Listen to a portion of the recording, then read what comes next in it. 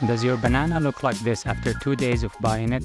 Personally, I don't mind eating ripe bananas, but if you don't, you can always make a delicious treat out of them.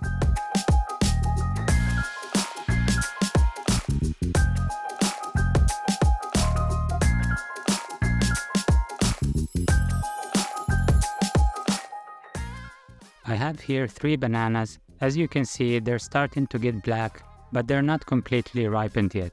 If they're very soft from the inside, this probably will not work. To fry the bananas, we're gonna dip them in batter.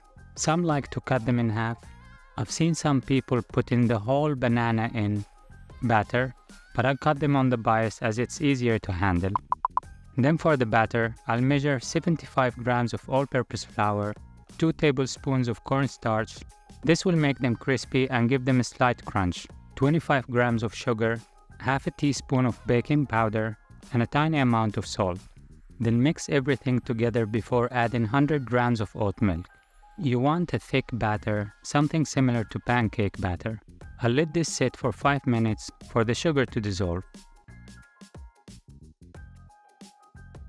In the meantime, I'll add some oil to a frying pan and put it on medium heat. Then mix the batter again and throw the bananas in, making sure they're covered from all sides. Now it's time to fry the bananas until it's golden, then flip it on the other side.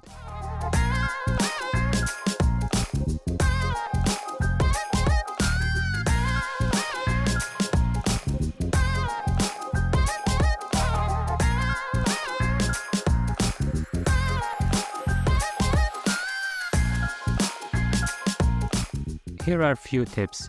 I didn't have paper towels, so I used just paper, and it wasn't a good idea because the fried bananas stick to it. Also, don't throw the remaining batter. You can make few pancakes out of it.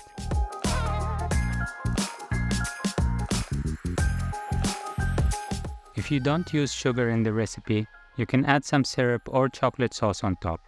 That's it for this video. Hope you liked it, and see you in the next one.